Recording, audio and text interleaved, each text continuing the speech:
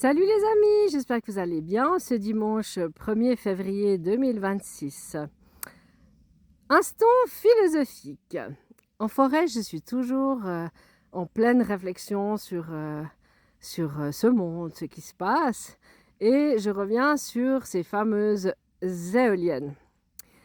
Aujourd'hui, nous sommes dans une société qui veut aller très vite, qui veut avancer au niveau technologie. Et vous avez certainement remarqué, on nous met chaque fois des jouets entre nos mains pour le tout public et ensuite on nous culpabilise en disant que les réseaux sociaux c'est dangereux, qu'on utilise beaucoup d'eau avec l'intelligence artificielle, etc. etc. Donc on nous donne un jouet et ensuite on veut nous le reprendre ou nous taxer en nous disant que c'est à cause de nous que la Terre se réchauffe, que la Terre se pollue, etc. Alors évidemment, c'est toujours un peu facile. D'autre part, on nous vend toujours les avantages d'un produit, mais d'un produit fini. Je m'explique. Par exemple, les véhicules électriques, on nous prône d'utiliser ces véhicules pour être écologiste, pour faire du bien à la planète, etc. Mais une fois que l'outil est opérationnel. Ils oublient souvent, volontairement ou involontairement, de nous rappeler d'où proviennent les pièces, comment elles sont fabriquées, quels matériaux sont utilisés, combien de kilomètres ils ont fait pour arriver jusqu'à nos mains, etc. etc. Eh bien, pour les éoliennes, c'est la même chose. On nous dit que c'est de l'énergie verte. Alors c'est clair que le vent et l'énergie faite avec le vent, je conçois tout à fait qu'on peut dire que c'est vert. Mais je reviens avec mon exemple des véhicules électriques. Les pales, toutes les matières du moteur, l'huile des éoliennes, tout ce qu'il faut pour entretenir les éoliennes, les construire, le métal qui est mis dans le sol, etc. etc. Est-ce qu'ils vous en parlent souvent? Est-ce qu'ils vous disent souvent d'où ça vient, ces matériaux? Combien de kilomètres ils ont fait? Je vous rappelle quand même que pour mettre des éoliennes, ils doivent couper des arbres, élargir les routes, faire venir des camions. Un exemple, dans la région vaudoise, une dame, une agricultrice, m'a expliqué qu'elle a toutes les 2 minutes un camion qui passe devant sa maison pour la fabrication des éoliennes qui arriveront à partir du mois de mai et nous sommes le 1er février. Donc environ 6 mois de camions toutes les 2 minutes qui passent devant chez elle. Alors là, on nous dit que l'éolienne, évidemment, c'est écologiste et c'est de l'énergie verte.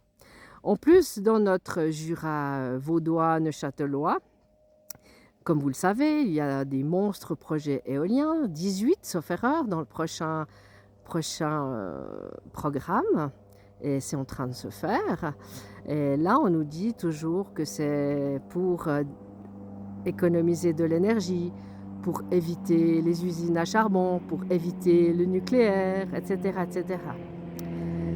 Mais là, je me suis en train de me dire, mais finalement, pourquoi on a besoin de toutes ces éoliennes? Parce que pour le moment, ça se passe bien.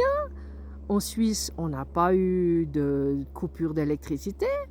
On a de l'énergie hydraulique grâce à nos barrages. On a de la chance d'avoir des barrages en Suisse.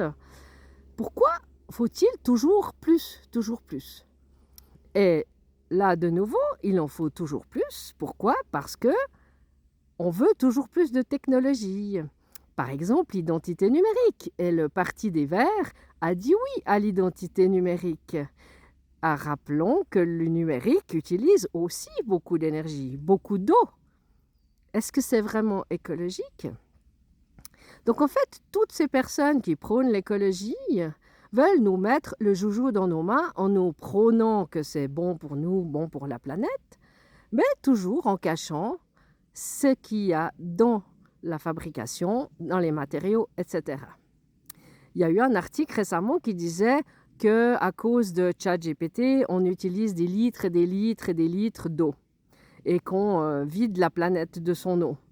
Mais à la base, c'est qui nous a tendu ce jouet? Il faut aussi voir qui est au bout du bâton. Vous savez, le bâton qui tient la carotte qui fait avancer l'âne. C'est un peu la même chose. C'est qui tient la baguette? Tous ceux qui veulent prôner la planète, l'écologie, l'énergie verte. C'est eux, toujours eux.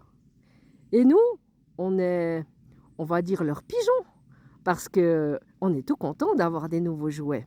N'est-ce pas? On est tout content. Moi, la première, j'utilise ChatGPT, j'ai pas honte de le dire. C'est bien pratique. Mais en même temps, après, je me dis, ouais, mais c'est pas terrible pour ma planète. Donc, je me culpabilise et j'essaye, moi, de ne plus l'utiliser, de me punir, en fait. Donc, c'est toujours facile. C'est comme un enfant. On lui tend un jouet et après, on lui dit, ce jouet, il est en plastique, il est mauvais pour ta santé. Et l'enfant va pleurer parce qu'il n'aura plus son jouet. Mais on lui dit, oui, mais si tu payes un petit peu de taxes, tu pourras avoir ton jouet. Alors nous, c'est la même chose, on nous met des taxes. Est-ce que vous pensez vraiment que de payer des taxes, ça va moins polluer la planète? Eh bien non, puisque tout va continuer, comme les avions. Ils nous disent que par la suite, pour moins polluer, si on utilise l'avion, on va devoir payer une taxe. Est-ce que vous pensez vraiment qu'ils vont diminuer le nombre de vols d'avions? J'en doute beaucoup. Les éoliennes, c'est la même chose. Ils veulent en mettre des centaines, jusqu'à 1000 en Suisse, hein, c'est l'objectif, toujours en nous faisant croire que c'est pour notre bien, pour sauver la planète. Et le Conseil fédéral a parlé récemment de remettre des usines nucléaires en Suisse. Comme quoi, leur langage n'est pas tout à fait juste. Donc réfléchissez bien, c'est intéressant de se poser ces questions, parce qu'on se fait toujours avoir au fin du compte. Toujours. Ils nous donnent un jouet et ensuite ils nous punissent. L'identité numérique, tout le monde trouve ça génial, magnifique. Et puis ensuite, le cash, les gens disent qu'il n'y en a plus besoin parce qu'il y a le numérique, c'est magnifique. Puis ensuite, ils pourront bloquer notre compte, par exemple, si on fait une bêtise, si on n'est pas à jour avec nos paiements. Et grâce à l'identité numérique, d'avoir nos comptes numériques, eh ben, on va leur rendre un grand service. Mais ensuite, on nous dira certainement qu'on pollue trop avec tout ça et puis qu'il faudra peut-être payer des taxes ou bien interdire les Natel chez les enfants comme ils font en France parce que ça pollue trop, parce que les réseaux sociaux sont dangereux pour les enfants. C'est la même chose, on leur met les réseaux sociaux dans les mains et ensuite on leur dit que c'est pas bien pour eux, que c'est dangereux, etc., etc. Et c'est toujours pour tout la même chose. Alors, à méditer les amis, mais franchement, les éoliennes, fausse bonne idée, c'est que business, business, business, et pour tout le reste, c'est la même chose. Alors, j'en profite pour rappeler que le 8 mars, nous voterons pour le maintien de l'argent liquide, et je vous invite donc à voter oui à l'argent liquide, à l'initiative, et non au contre-projet, qui contient des petits pièges dans le texte, n'est-ce pas? Et puis, je rappelle aussi que nous voterons pour 200 francs, ça suffit pour la redevance télévision. Je vous invite à voter oui. 200 francs, c'est bien assez, ça suffit. Et là, ils sont en train d'essayer de vous convaincre qu'ils ont besoin de ces 350 francs par année. Alors, attention, le piège, on vous supprimera le sport si vous n'acceptez pas de payer toujours ces 350 francs. On vous supprimera vos émissions préférées. Eh bien, on en revient toujours à la même chose. On vous donne un jouet et ensuite, on vous tient fautif pour fautif et on vous fait payer des taxes. Toujours la même histoire.